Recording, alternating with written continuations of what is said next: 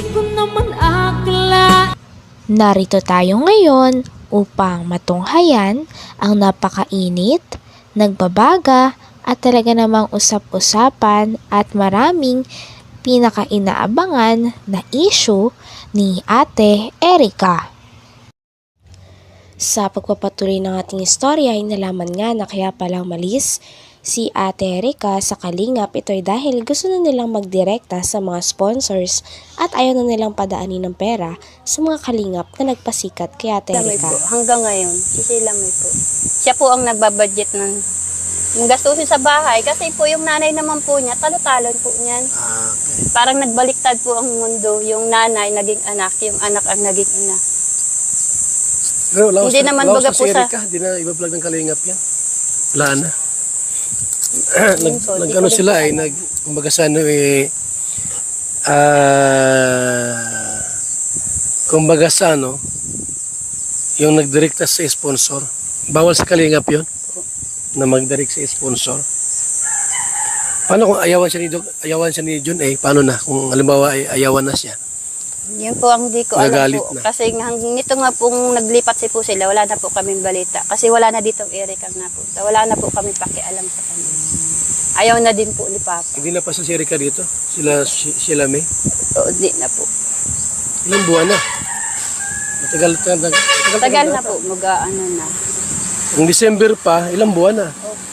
Kasi nagtampo rin naman po kaming kaunti sa kanila. Kasi po nung time po na 50-50 na rin po yan si Mama Swerte na lang po at nabuhay pa. Nung bagong taon na agaw-agaw na rin po yan.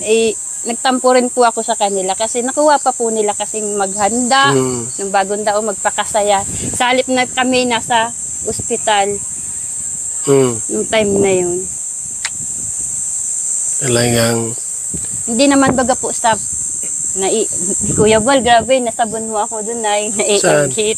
Naiingit ka pero. malay ko. Hindi po kuya, di ako naiingit. Hindi ka Ang ano ko naiinggit. lang po talaga yung kagaya po nung dati nung wala pa silang mga pera, yung damay-damay kami, yung tulong-tulong kami pag ang Dati okay sila, no? Na maganda yung relasyon nyo. ngayon po kasi Nung parang, nagkapera, iba na.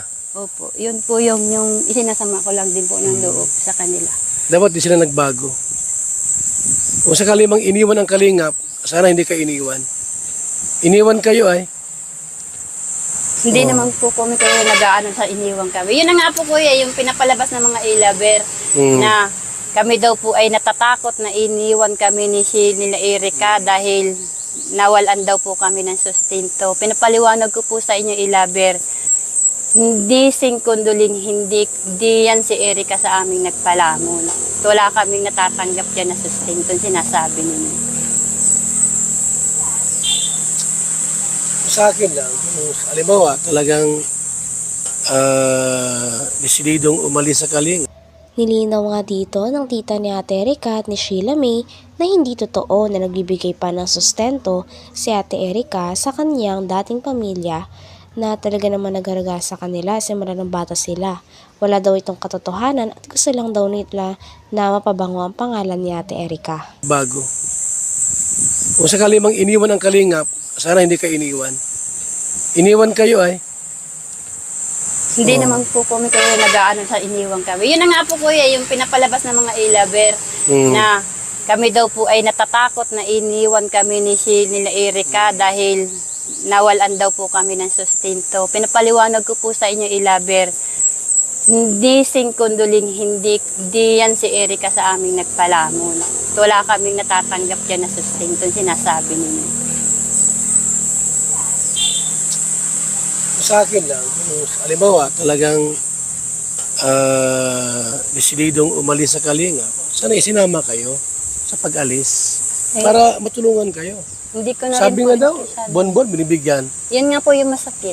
Pula pala. Yan po yung gusto nilang palabasin na umano po yung lolo na naman nila. Gagawin na naman po nilang patanginan yung lolo nila para sumikat na naman sila. Para maniwala na naman po ang tao. Nung umpisa po, nagamit yung lolo. Kaya sabi po namin, tama na papa, hayaan na natin sila. Manluloko pala yon yung Opo, ginawa ang nila. gusto ko po talaga, siyempre po nakakahiya lalabas ka ng bahay, parang hindi ka na proud sa sarili mo, iisip mo na po doon sa mga tao nakakakita sa iyo, gayang ka. Ano mensahe mo kay Erika? Ayan, naka-vlog tayo. Ano mensahe mo kay Erika? Kay Erika naman po, wala naman po akong sama ng loob dyan sa bata na yan, kasi kung sa mabait naman po, mabait yung bata na yan. Matulungin din naman po yan. Kaso lang, nadala lang po nito ni ate niya. Kasi kaling magkasunduin ko kayo. Payag ka na magkasundo kayo doon sa kabila. Hindi na muna po, sir. Hindi muna? Hindi na muna, sir. Kasi ang gagawin ko, puntahan ko si Erika sa kasi sila may papuntahin ko dito para magkasundo Ayaw kayo. na rin po nung apo. Tay! Wala pong nagalit. Tay! Tay! Kung sakali tay na puntahan ko sila Erika, sila may para magkasundo kayo, payag ka? Ay, hindi na po, hindi na po. Umitawan ko na po sila. Yung ginawa sa akin ng ganyan ay arang nila, pastangan nila ko ay. Ganun ba? Mali masugat mo tay ah. Ha? Hintay lang ang panahon. Pag nagbago sila, pero wala na sa akin. Bakit ay parang masamang lubos sa papo mo? Ikaw nang magsabihan ng mukhang kwarta, ganyan. Aba, anong kwarta ang bigay sa akin? At sasabihin nila, Siya may sabi mo kang kwarta ka. si Silam eh. Mukhang kwarta ka daw? Itong tanda kong ito, sabihin ako ng ganyan. Walang kaugali. Grabe naman. Hindi dapat. Dito nga ay makikita talaga na galit na ang lolo nila Ate Erika dahil sa kalapastanganan daw na ginawa nila sa lolo nila. Ang lolo daw kasi at lola nila nagpalaki kay Ate Erika at sa kapatid niya. Kaya talaga nagagalit ang lolo nila na nag-iba ang ugali nila at pinapahiya nila ang kanilang pamilya. Ha? Hintay lang ang panahon. Pag nagbago sila, pero wala na sa akin. Bakit ay parang masamang lubos sa papo mo? Ikaw nang magsabihan ng mukhang kwarta, ganyan. Aba, anong kwarta ang bigay sa akin? At sasabihin nila, Siya may sabi mo kang kwarta ka. si Silam eh. Mukhang kwarta ka daw? Itong tanda kong ito, sabihin ako ng ganyan. Walang kaugali. Grabe naman. Hindi dapat bilang isang apo, wag magsalita ng ganon. Sa lulo na sabihan mukhang pera. Saan sila nang galing? Sa amin. Nagpalaki. Kami nagparal, kami nagpalaki kanila. Wala silang utang na loob. Bakit tay, sobrang ano mo sa kanila, hinanakit? Dahil dyan? Yung sa mga winiwikan na sa amin na lapastangan yung mga apo nila. Lapastangan nila kami yan. Kaya ayaw ko na. Mas hindi kayo magkasurundo. Hindi ko na hinagad na magkaalis pa kami. Maski yung ina niya. Yung ina wala din namang kwansan. Anak mo yung ina. Po. Pero bakit ayaw mong anak mo? Ay, hindi nga po marunong magpangaral sa anak. Dapat isang magulang, pangaralan yung anak niya para matuwid. Matuwid yung anak nila. Ay wala. Kampi pa. Kampi pa. Kampi pa dun sa anak. Pinagsisiraan pa nga yung nanay niya. Yan daw ay talagang naghahambog lang. Magasakit. Bakit ganun sila? Ay, awan ko dun. Hindi ko alam. Ha? Po kasi nung ilabe. Ay, lovers, gumagawa ng kasinungalingan yung iba. Opo. Opo, yung pinto. Ima Torres po ang laging araw-araw ni Sheila may kausap. Ima, Ima Torres. Torres. malaki ang- Ima Torres po yung, lagi yung kausap nila. yung namumuno po sa ilabe. Parehas po sila ng Sheila. Tamang panggawa ng kwento. Puro paninira. Pagkalkal ng buhay. Yun lang. Wala na po kwebal na kanya na desisyon na magkasurundo pa kami. Wala ka nang paano magkasundo kayo.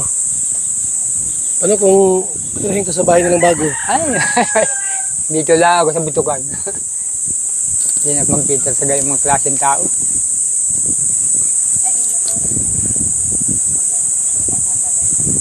Sino yung iba pangalan binanggit mo?